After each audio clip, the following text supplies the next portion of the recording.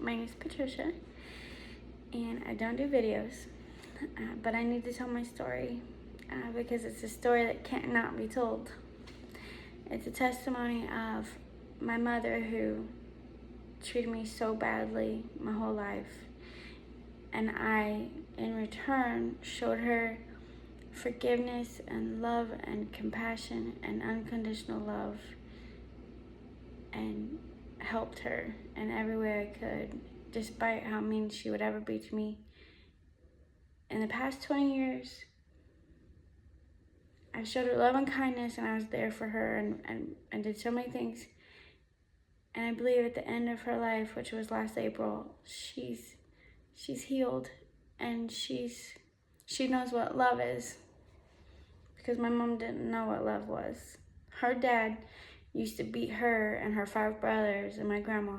They were all beaten by my grandpa. And so therefore my mom, she only knew how to be that then. She used to beat me. And she would beat me with her fists and her belts and her hangers and her spoons and hairbrushes, anything she could beat me with. And she would lock me in a dark closet. And see why I need to tell this story?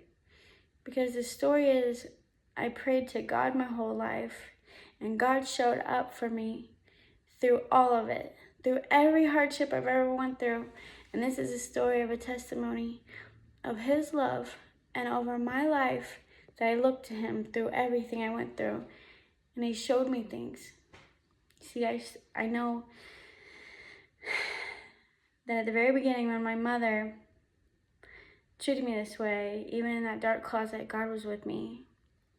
And I didn't have a dad because my mom never told my dad that she was pregnant, and he doesn't even know I exist, so he's never known me. And so therefore I knew from the very beginning that I was on my own. I was gonna have to figure life out. No one's gonna look out for me around here.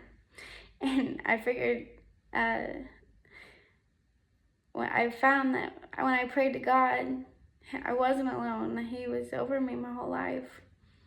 And I went, I lived with my grandmother after I was taken away from my mom when I was 5, because she used to hand me cigarettes. And my mother, she would hand me cigarettes when I was 4 years old and watch me smoke it and laugh at me smoking it, because she thought it was funny and things like that, and beat me. And I was taken away from her. I lived with my grandmother. She was more like a mother to me. She was so kind to me. And then I lived with my uncle and aunt after she died. So I was passed around the family. And when I lived there, there was my aunt having an affair on my uncle. And there was never any parental vision with me and my 4 cousins. And it was me trying to get myself on the bus for school and help my kids, my cousins get on the bus for school and get their homework done. And that was so hard for me. I was so young and doing that. And then after there, I lived with my mother for the first time when I was my senior year in high school. And she was no different. She still beat me. She beat me with my curling iron in the middle of the night. And she would throw lamps, and she would throw dishes, and she would scream, and she would yell. And I only lived there for 3 months because I couldn't live that way. I stand to be nothing like this woman ever was because of how she treated me. And I moved out of there and lived with my friends in their basement. I went to school, went to work after school, and then I went to church with their grandparents like 3 times a week. And I can see God's hand over me there, because this was a party house, and my friends didn't even go to church with me. I went with their grandparents, and I can see God leading me away from where I would have went down a wrong road. And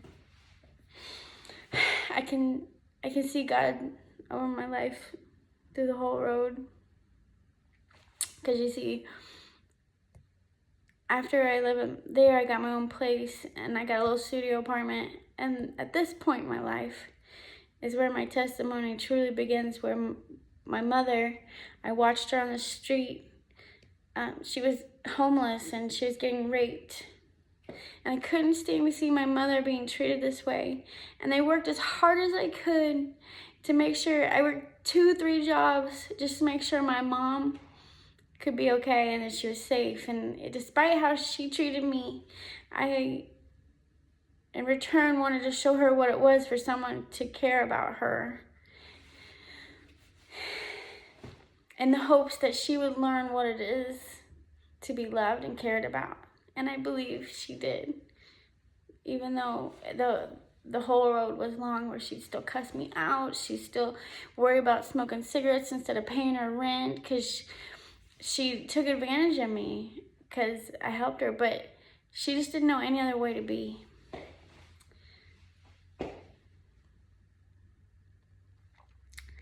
I don't count my hardships as a bad day. I just know what God showed me. I have so much peace in my heart. And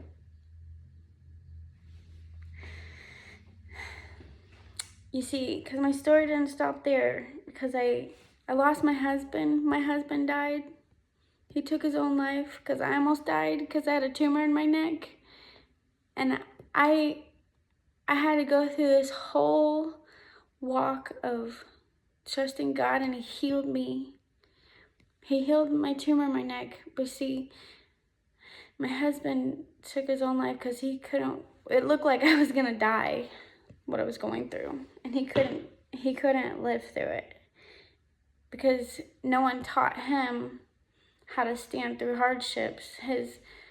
What he learned in front of people when he was a child was just to give up and commit suicide any hardship you come to life. And therefore he learned this. So it matters what you teach your kids, because my husband, he missed out on the last 9 years of his life, my son's life. He's missed out so much. He missed it all. And it makes you open your eyes. You see, whenever I prayed to God through this 9 years of this loss, I've grown so close to the Lord, knowing who He is, who God is in my life, and how He's there for me. Jesus Christ. Because when you look to Jesus Christ, you'll find the truth. You'll find what is the truth.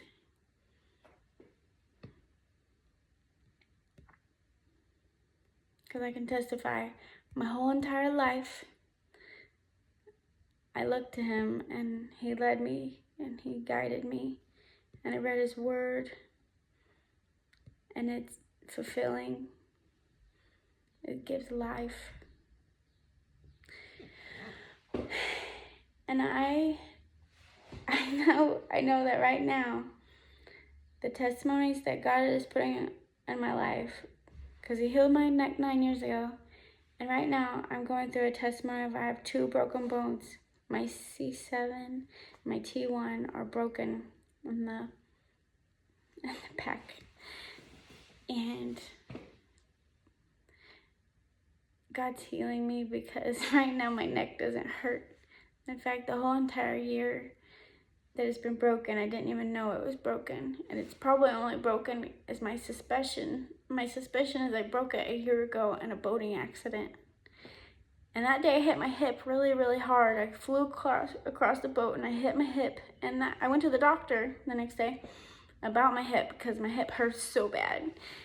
And I went to the doctor, but I never, ever, ever mentioned anything about my neck. In fact, the whole year, people in my life know that I never, ever complained about anything painful in my neck or anything going on, because I just didn't have any concern. And I went and did an exam. I got an x-ray because it was my free exam at my office. And they found out I had a broken bone. two broken bones. So I just know whatever God's doing over me, and the healings and the testimonies of how He's healed my heart through all the hardships I've ever went through, being an orphan and a widow, being so utterly alone in this world, but knowing I'm not, by Jesus Christ. So I testify today that Jesus Christ is the way, the truth, and the life. For what I know from my life, what I've witnessed.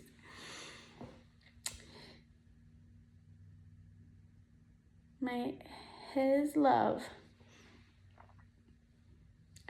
be in your heart.